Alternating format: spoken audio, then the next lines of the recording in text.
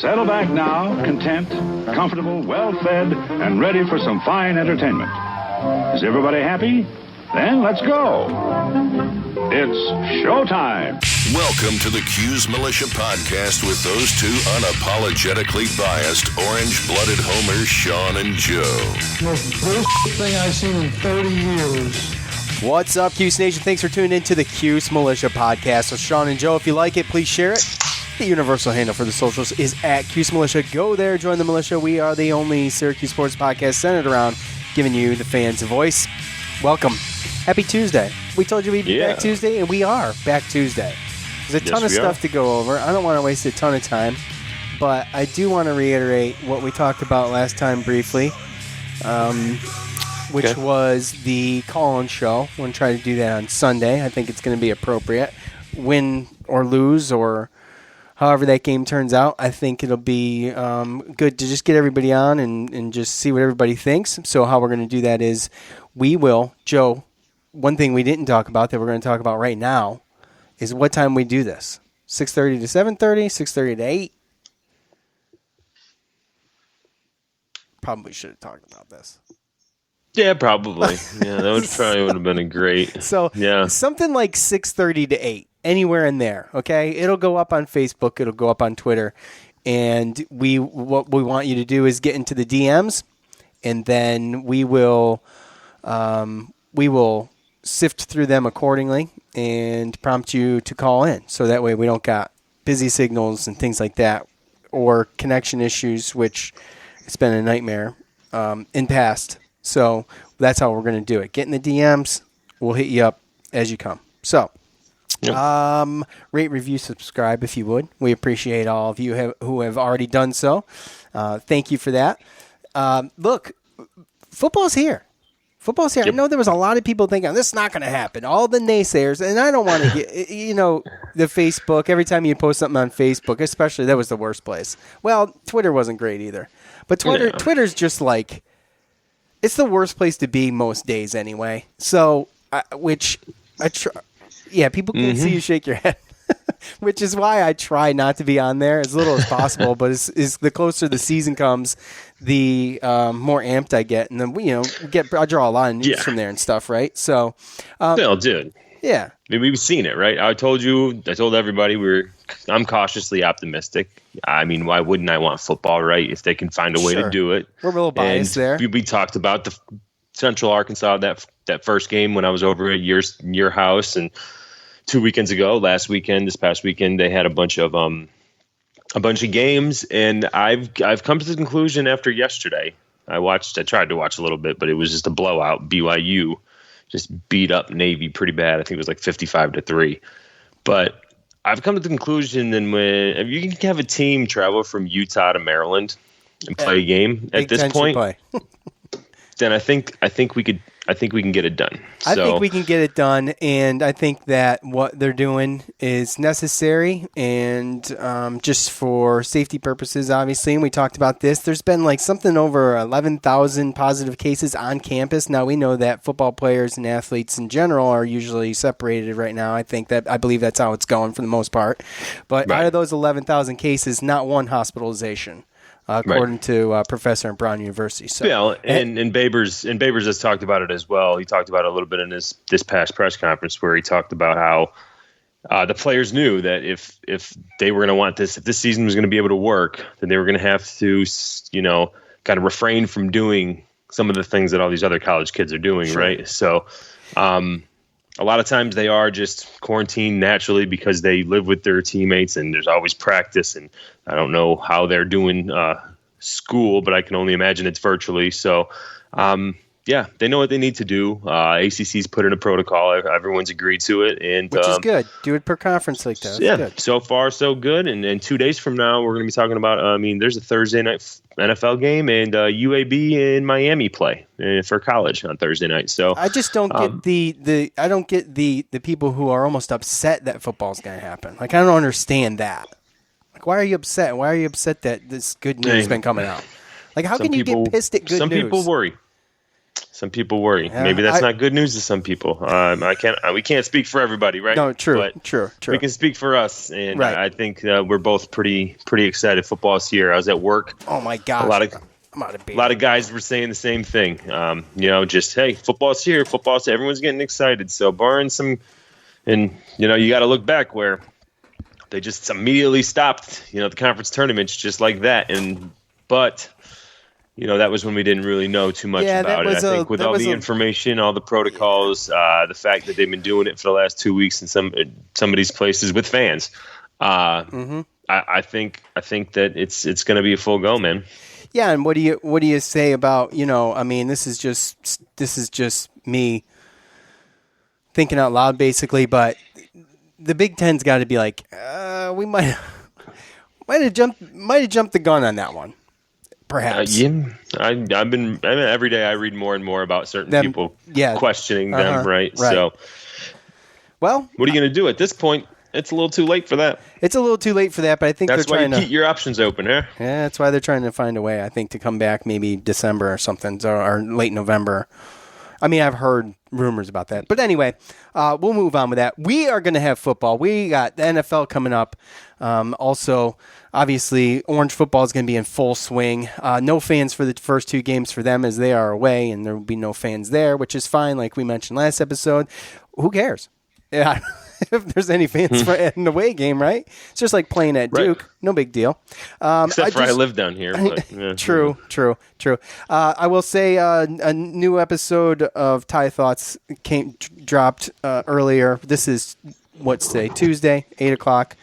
That dropped earlier this afternoon, too, if you want to check that out. Other than that, let's get into this. Got a lot to talk about. So let's stop pontificating, okay? And like anybody knows what that means. So let's talk about BetOnline first, okay? BetOnline is the title sponsor for this show, the Cuse Nation podcast, Armchair Media. So we're going to hear from them. Listen, we just talked about it. We talked about all the things that are going on. You got the NBA playoffs still going on, I think. You got MLB in full swing. NHL, I know. NHL. We got NASCAR playoffs going on. And we got NCAA football in the NFL football starting up this week. What a time to be alive. The wait is over, so to speak. Football's back in full swing this week. So you might not be able to get to a game this year, but you can still be in on all the action at betonline.ag. BetOnline is going the extra mile to make sure you can get in on everything imaginable this season, from game spread and totals to team, player, and coaching props. BetOnline gives you more options to wager than any other place online. You can get in on their season open bonuses today and start off wagering on win, division, and championship futures now. Head to betonline.ag today and take advantage of all the great sign-up bonuses. BetOnline, your online sportsbook experts. So, thank you, BetOnline. One more before we get started here. Manscaped has come out with the Lawnmower 3.0. We've been mentioning this. One better than the 2.0. They got the nail kit, which is the Shears 2.0, one better than the 1.0. But the 3.0 is a mower, is an electric trimmer that's designed to give you a confidence boost through body image. The ceramic blade and skin-safe technology are designed to reduce nicks and tugs on the fellas down low. So the Lawnmower 3.0 is also waterproof, comes with a light. So as I've mentioned before, you can manscape in the shower or in the dark, or in the shower in the dark. Whatever floats your boat. So the Shears 2.0. Thank you for the email coming through. Appreciate that. The Shears 2.0 4-piece nail kit featuring tempered stainless steel tools includes tip tweezers, rounded point scissors, fingernail clippers, and a medium grit nail file for the ladies. Or maybe you use a nail file. I don't know. Joe? I'm not a nail file guy, no. But I actually... Right. But you bite your nails, don't you? No. A little bit. No. You don't chew them down to the nub, but you do a little bit. No. No? No bite the nails, no. You bite your skin then. You bite something on your fingers. Hey, look. I've seen some guys that use nail files. I don't. You have? What do they do with it? I have not used nail files. I've seen guys who have, though. Really? Yes. On their nails?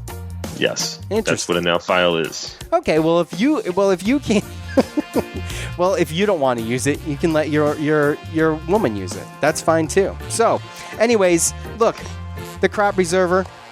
You've got the ball deodorant, all that stuff. Get rid of the summer swamp butt with all of that. And if you go to manscaped.com right now, you get 20% off and free shipping with the promo code armchair at manscaped.com. That's 20% off with free shipping at manscaped.com. Use the promo code armchair.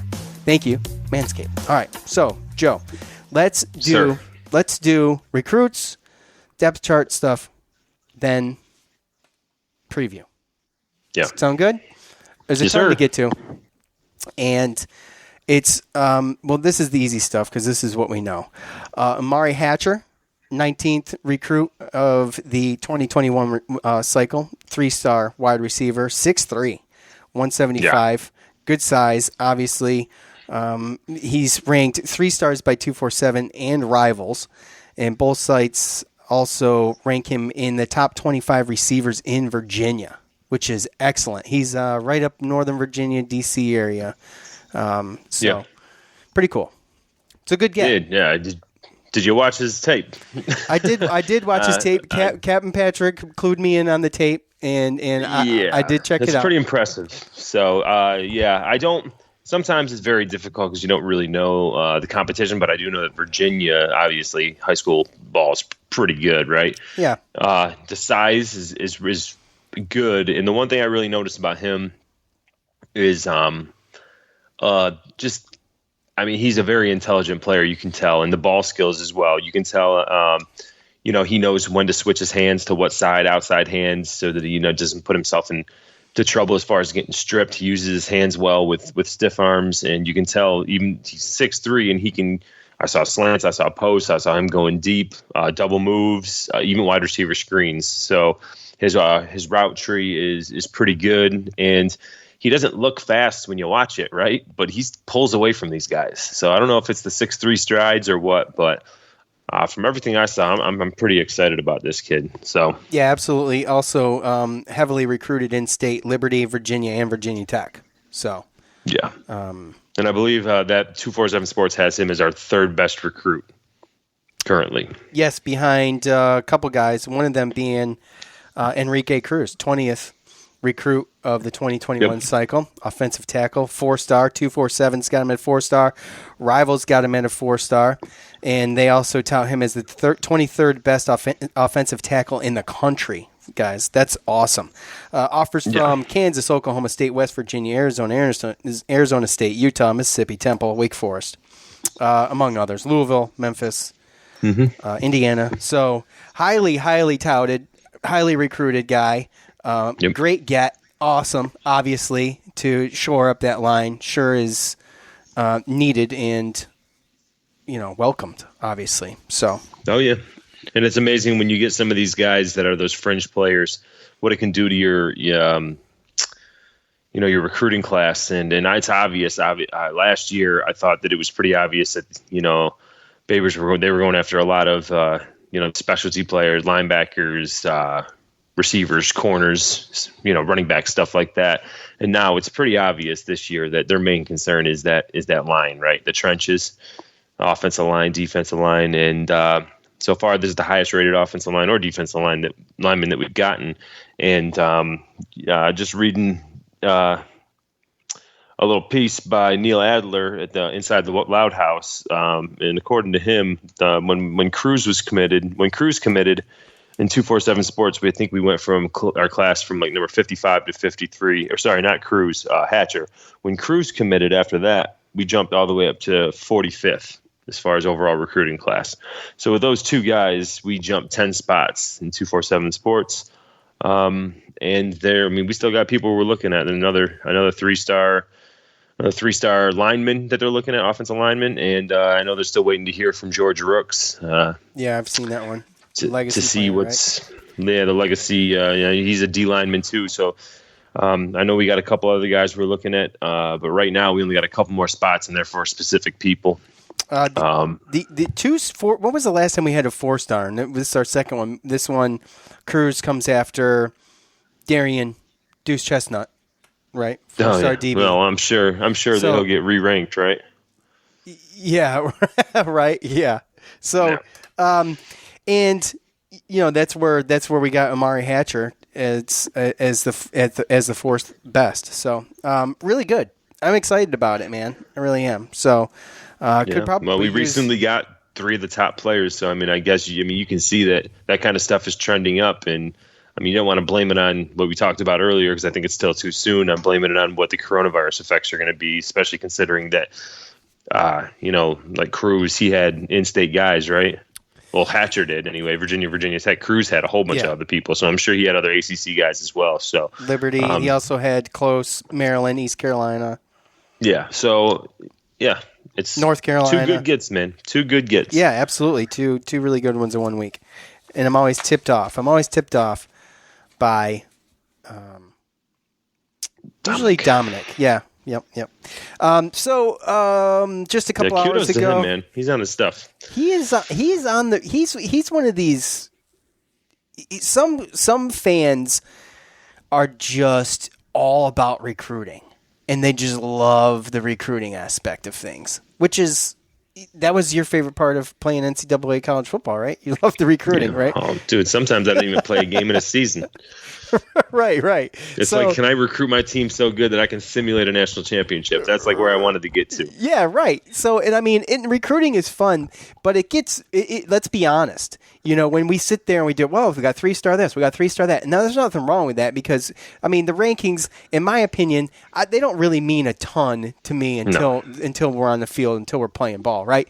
So, but Cisco I do take a 3-star. Correct. I'll always go back to that. Right, and I'll take them with a grain of salt. But when you see the 4 stars come in, you got 2 for the first time since like 2007 or something like that.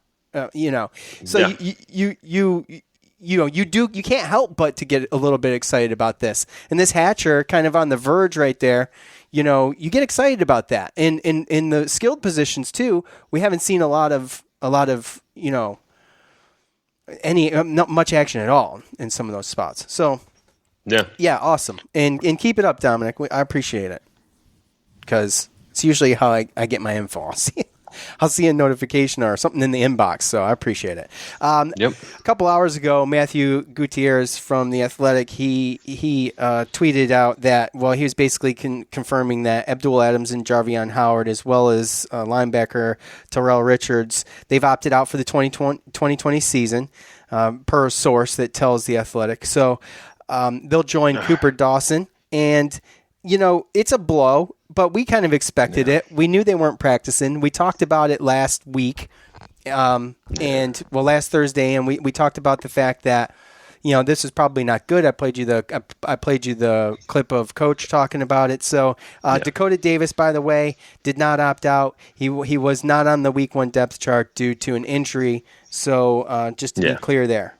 No, it's going to be interesting to see what the reasons are because it was funny is as we're sitting here, I'm looking at I'm watching ACC Network and I'm looking at the bottom line and something come across that says ACC coaches agree to disclose availability. Teams will not note specific reasons why players are out.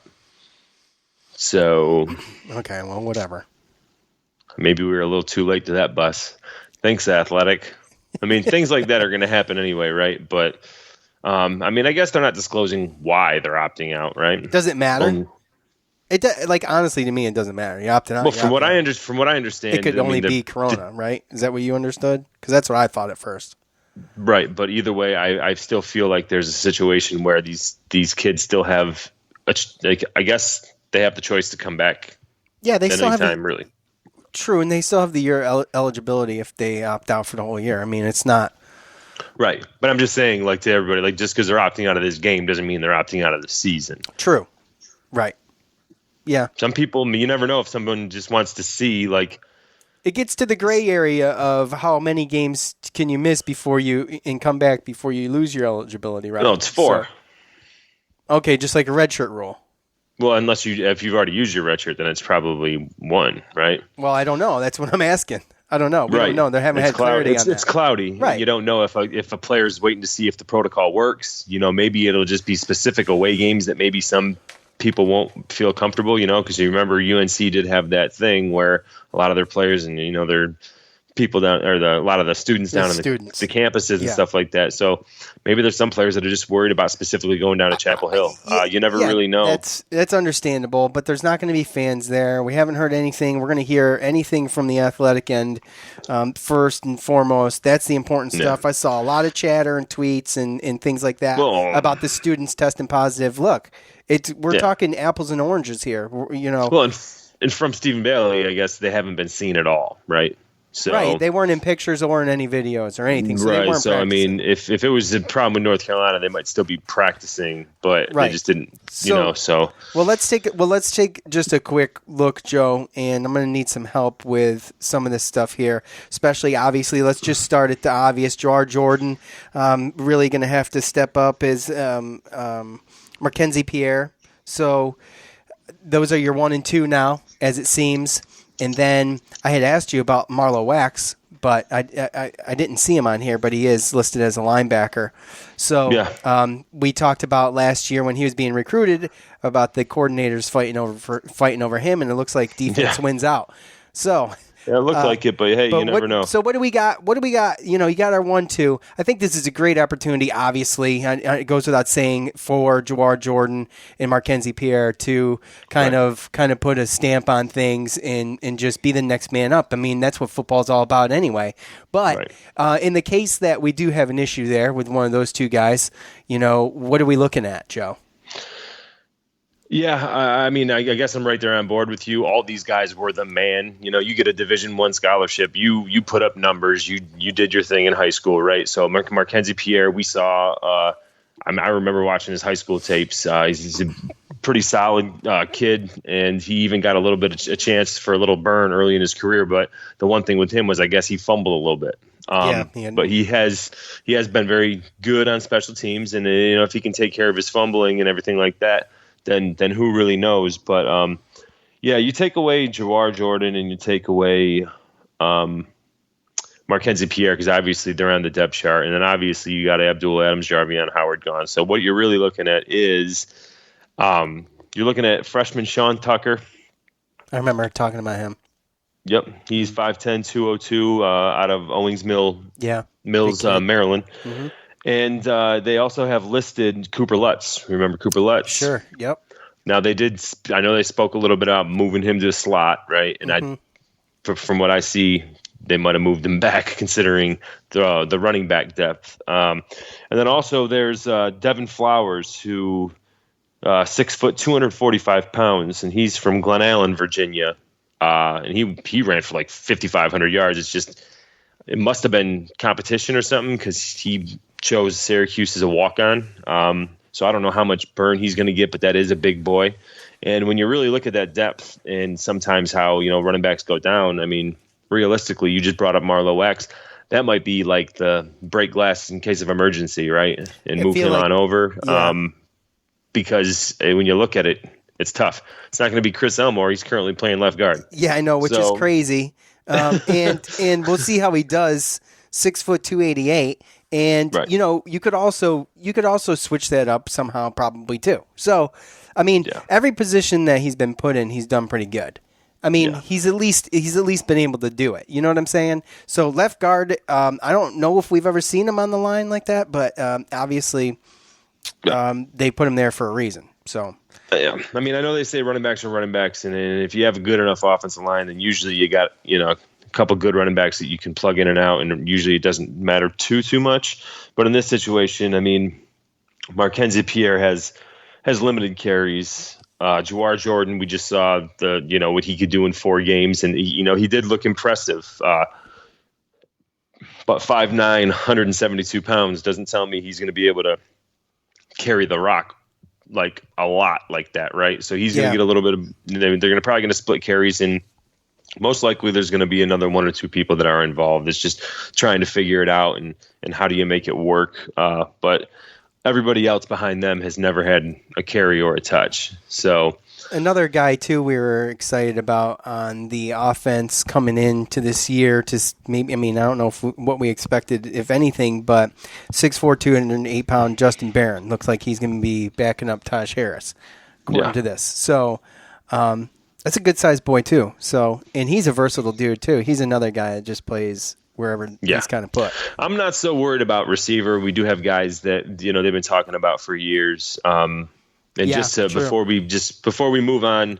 I just wanted to bring up one thing is not seeing this coming and losing. I know we had a bunch of people that left early in the offseason, but Garrison Johnson out of Texas, he was a big boy. He was a redshirt freshman. He was probably, I don't know where he was going to be buried in the depth chart looking at the players that we had, but now, in hindsight, he probably would be in Markenzie Pierre's position, if not the number 3 ready to go. So it's unfortunate that he left, especially with the timing and everything that happened. But we were stacked at the time. He wasn't going to get any burn. Exactly. And then this happened, right? Yeah. So, but moving to receivers, we've heard, I think Nykeem Johnson, I don't think he was 100% last year. We've seen good stuff out of him, and I do expect a lot out of Hatash Harris. But like Courtney again, Jackson, they got him, Sherrod Johnson or Courtney Jackson. I think Courtney Jackson he's got tons of potential.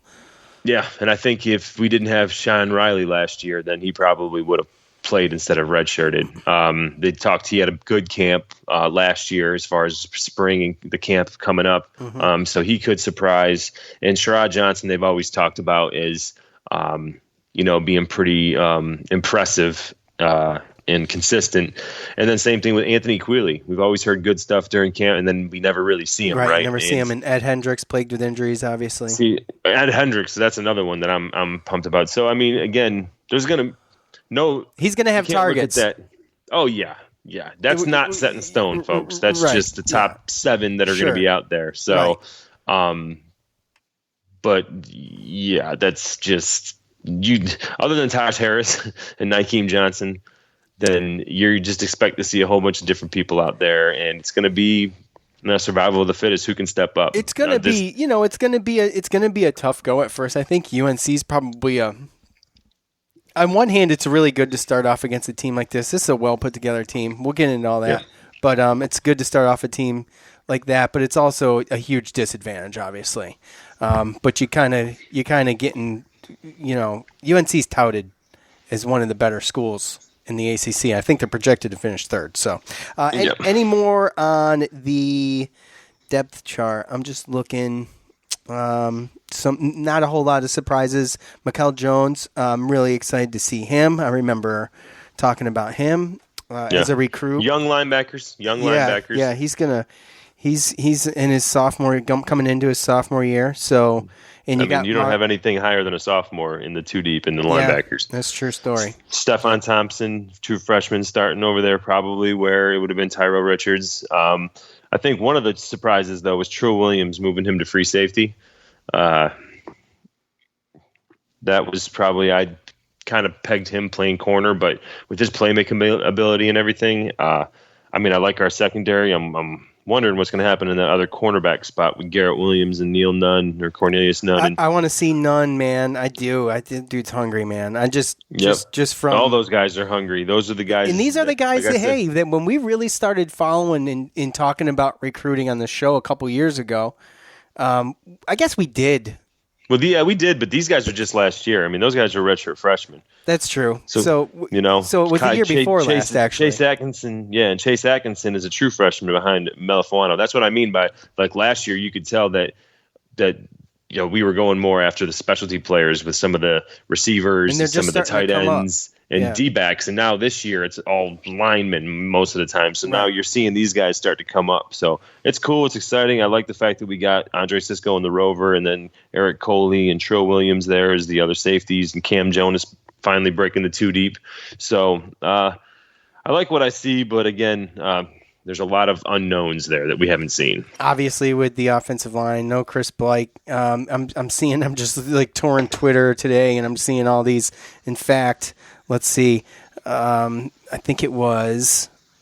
Excuse me, 1 second. Yeah, it was Mike McAllister. Phil Steele tweeted out OSU football transfer receiver Tay Martin granted immediate eligibility. And Mike McAllister quoted his tweet, said, Tay Martin committed to Oklahoma State on August 22nd, more than 4 months after Chris Blake filled his paperwork. Martin granted his waiver request in less than 3 weeks. So I don't know what's going on there. I don't know if Coach knows what's going on there. I don't think he does. Some kind of something, anything would be nice to hear. Some kind of information. Yeah. Like, it's an atrocity at this point. That's ridiculous. Yeah. You There's know what I mean? Some type of communication. I mean, we talked about this in nauseum. I know, but it's just to the point where it's like stupid. Now it's stupid. You know what I mean? Well, yeah. It's very frustrating, and I can't imagine. Now we got our fullback / tight end / and we could use tackle playing offensive line now. Yeah. Yeah, exactly. So, all right. Anything else there, Joe? Anything you want to wrap up there? You know better than I would. No, I think we wrapped it up pretty good. Okay. All right. So, moving on here. Syracuse is going to open up the season at noon against UNC. And I don't know why I'm hearing myself, Joe, but I'm hearing myself. But real quick, before we get into all that, and we'll go through this, Joe's got a pretty good grip on some of this stuff because he is in North Carolina, and he knows some pretty diehard North Carolina fans. So yes. It's going to be interesting. I know I get tidbits now and then, but we're just going to put it together here. So, all right, look, before we do that, your UNC preview. Man, I feel like it's been forever since we did a preview. I'm going to mention one more time, betonline.ag, title sponsor, Cuse Militia Podcast, and Armchair Media.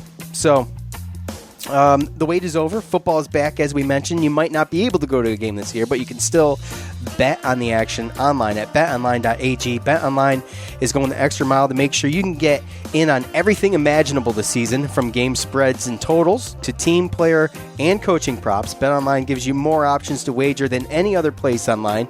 You can get on their season opening bonus today and start off wagering on win, division, and championship futures right now. Head over to betonline.ag today and take advantage of all the great sign-up bonuses. BetOnline, your online sportsbook experts. Thank you, BetOnline. All right, so as I mentioned, noon this Saturday. I'm stoked. No fans. Who cares? Let me get this going here. Let's see. So Neil Adler over at Inside the Loud House, he put together kind of a hit list for the players to watch for UNC. Okay, yeah. So obviously Sam Howell, we saw him a little bit, and we know what he can do. And he had a record-setting campaign last year in 2019, 3,641 yards and 38 touchdowns and only 7 interceptions. So he's a laser, dude. He's good, and he's pretty poised. Solid. And if you heard what Andre Sisco said about him in the interview, he gave him a lot of props about being able to stay in the pocket and make things happen. So he's no joke. He's considered one of the better quarterbacks in the country heading into this year. So you've got him. Let's see. You've got I should have mentioned already. Second year back for Hall of Fame coach Mac Brown. Right. The fans love this. They've been recruiting really well. Obviously, this is a popular guy there. Went and won a championship with Texas, right, Joe? Yeah. So he knows his stuff. He's back, and like I mentioned, UNC is projected to finish third this year, and it means nothing until they play. But They are ranked 18th preseason, and also on the other end of that, I think it's 20. What is it up to now? 20.5 points? Or was it 20? 22. 22 points. We're up to 22 points now. Okay. That's the spread. Syracuse being the underdog, of course. Senior running back Michael Carter. He was made the All-ACC preseason team, and he put together a pretty good season last year with 1,623 all-purpose yards and just over 1,000 yards rushing. And he got one more. Hey, let's do Daz Newsome, obviously, right? He finished, I think, second on the squad with 1,018 receiving yards and 10 touchdowns with 72 receptions. But he's a senior this year, another year seasoned and poised, and he's no joke either. So, Joe, a lot of returning players, a lot of veterans on the team, and well coached. The recruiting for them is on the up and up. This is a team that we've heard a lot about coming into the season. Coach Babers in his press conference gave him a lot of credit. He didn't hold any punches really when he talked about being the underdog coming into this game. So, what do you see? Did they have any opt-outs? I thought they had a couple opt-outs. They had 3 defensive back opt-outs. I think one of them was maybe poised to be like their nickel back or their third corner. But the other ones, I don't think were slotted to really get too much play. So I don't think the opt-outs really hurt them too much unless there's some more that come out from now until game day that I just don't know about. It's all nothing huge. No. So I hear some things from UNC fans. I hear one end of it. Hey, we're a little worried about this. We're a little bit worried about Tommy DeVito, and yeah. So. Well, I mean, I think one of it is that, again, I talked last episode about my buddy that I talked to. He's a huge North Carolina fan, and he talked about how they're worried about the offensive line and defensive line. Defensive line doesn't have a lot of proven experience coming back, but they do have guys that they can throw in there. So I think you're going to see a lot of they're probably going to have a 7-8 man rotation, just keeping guys fresh. As far as the offensive line, I do believe they got 4 out of 5 starters coming back. But from what I read, coming straight out of Mac Brown's mouth, he said something about how you want to go into a game, you feel happy going into a game, or you feel confident going into a game with about 8 offensive linemen that you're confident that can go out there and help. And he said right now they got about 6. So it's not that they don't have a good starting line. It's just they got some guys that are dealing with some smaller injuries that aren't going to stop them from playing, and it looks like they're only about 6 deep. But when you really look at it, it's going to be tough. And I mean, their defense, again, their defensive line is not returning that many people. Now they are returning. I think they have some new linebackers that are going trying to fit in. They play a 3-4, but Chaz Surratt, their former quarterback, he was another guy that I believe the 4th guy that was on that list, and Neil Adler's. And yeah, it's going to be a linebacker. Yeah, he had 115 tackles last year, so he's really the guy. I do know that they got a couple guys in the secondary as well that you do got to worry about. I believe the guy's name is actually Storm Duck. And did we talk about Storm Duck last year? We did 2 years ago. And was Trey it 2 years Morrison, ago? right? Okay. Yeah. So you don't really know what their defense is going to look like. So I do think that we might have a chance if we can maybe sneak up on them. The problem is that I don't think our offense is going to change too much. I mean, it's just really the play calling, not really as much of the scheme and everything. But as far as our defense and their offensive matchup, that's really going to be really where you're going to want to look. I mean, obviously we're going to have to put up points, but when you look at what Sam Howell can do, and then you look at the running backs, I mean, you talked about Michael Carter had over 1,000 yards. He's on the preseason All-ACC team. He only had 3 touchdowns, but right below him, their other running back that's returning, Javonte Williams, he had just 11 less attempts, and he had 933 yards and 5 touchdowns. So they were really, really close to having 2,000-yard backs. And how long has it been since we've had a 1,000-yard back? I don't even remember. What was it? I don't know. Mongrel? That's what I'm saying. No, it was after that. No. Jerome. Yeah. Okay. But look real quick. The receiving too, dude. The receiving too, just to come back on it, is they're also returning their 3. Like you talked about Daz Newsome, but between their top 3 that they're recruiting, Dayami Brown, Daz Newsome, and Bo Corrales. I mean, you're talking about returning 160, 170 catches for about 25 to 2,600 yards and 28 touchdowns. And they're all returning. So the offense. It was a prolific offense last year. They had a great season, and it's going to go one of 2 ways. Our 3-3-5 is going to kind of mess them up a little bit, and maybe they get some injuries on the O-line and their depth becomes an issue. Well, or it's going to look really, really ugly for us.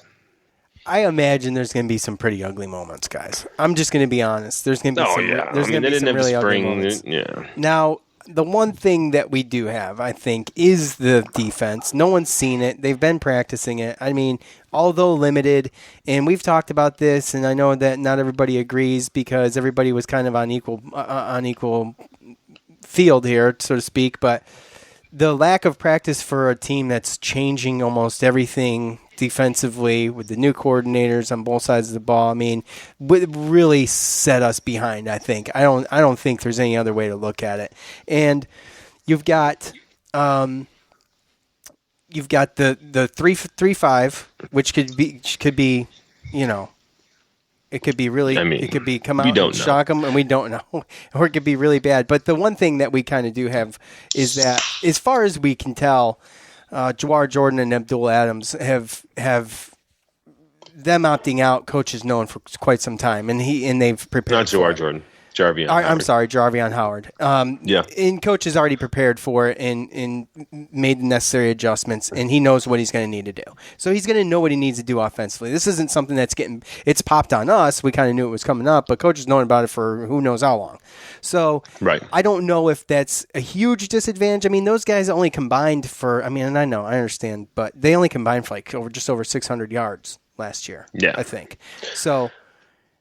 Right. And I mean, it was mostly Mo Neal. So again, I mean, Babers talked about it a little bit about how it's a player's game, especially in a situation like this. So, I mean, I think coaching is going to have a little bit to do with it. What do the coaches do and how effective they were during this coronavirus, this downtime? How effectively could they use the technology in the different ways to make things happen to their advantage? That could be something that is seen.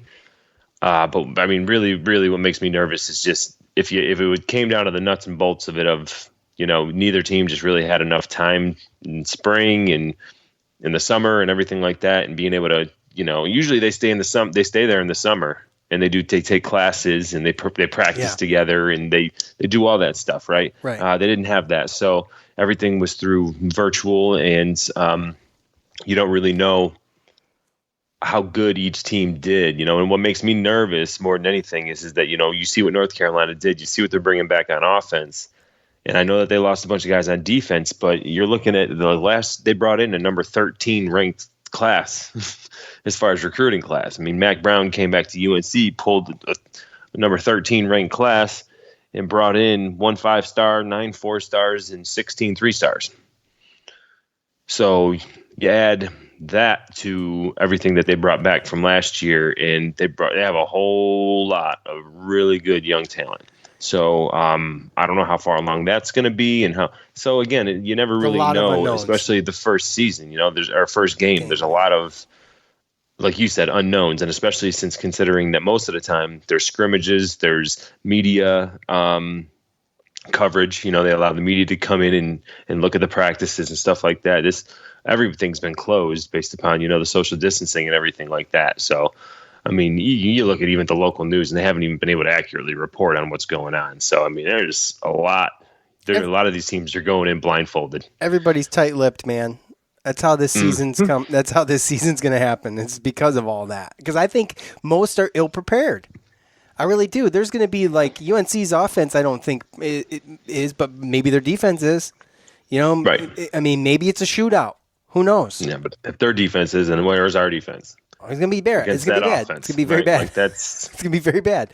I mean, you're going to need some players to make some really good plays to get things to happen. How do you see this one? Because I know that in our predictions early, I chalked this up as a loss.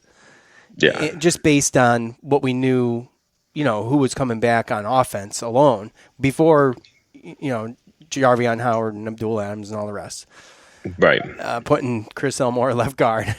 So, how do you see it? Maybe it's not 22 points, but I know there's a lot of optimistic fans. And look, I'm optimistic, and we're the orange-blooded, the unapologetically biased orange-blooded homers. But when it really comes down to it, I feel like we're pretty realistic, right? I'm not going to I'm not going to give you a blow smoke up your butt during a podcast. That wouldn't be no fun. I think this is going to be a tough game. It's going to be a huge test. And like I said, I've been along the lines from the beginning, even before we knew these guys were going to be sitting out. just because of all the changes and everything. We could have the running backs. Right, yeah, that's what I'm saying. We could have Tyrell Richards. We could have Chris Blake. We could have Dakota Everett. We could be 100% healthy with everybody that we have. No, I would feel better about that. I definitely would feel better, but because of the first game and how the offseason's gone, I feel like barring Clemson, this is going to be the worst game. I think I'm there with you, man. I think that's a good way to put it. Yeah. You know, besides Clemson, it's going to be a tough game, and like I said, I mean, I can already see it. All the fans that just that are always like, why are we playing? Why are we this? Why are we that? Yeah. You know? Oh yeah. And then after the game, it's going to be like, oh, we chanced our lives and risked our lives for that. Yeah. You know, like I can see all the comments coming and all the stuff coming back, you know, because I just don't think it's going to be pretty. And I hope that they surprise me.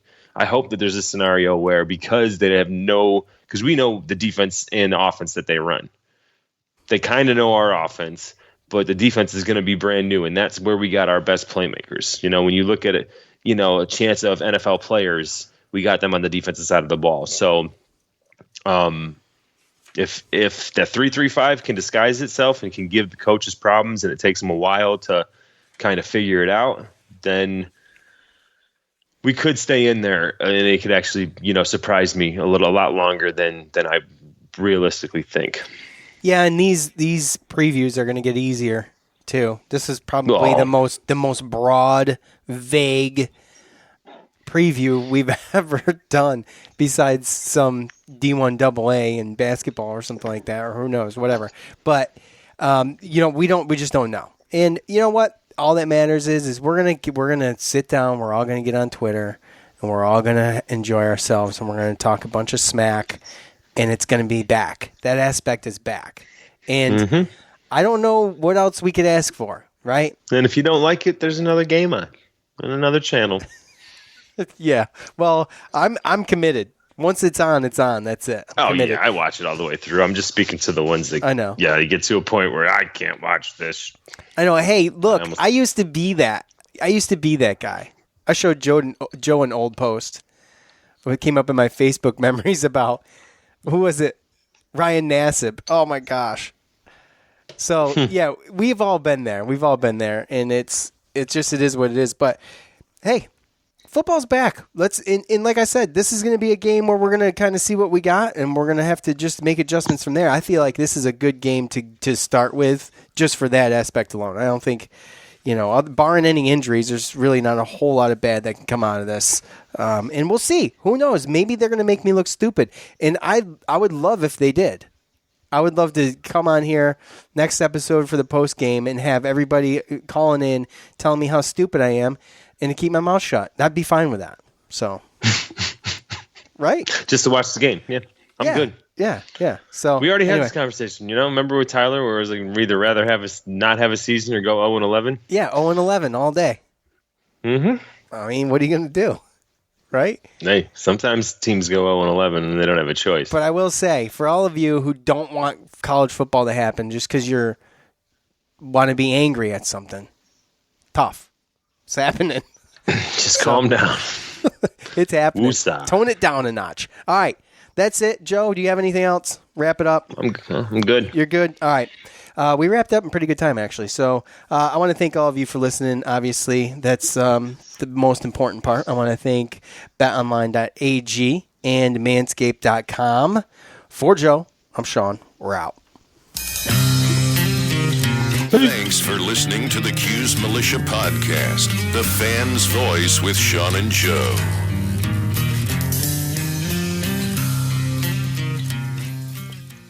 No betonline.ag picks? Not week one.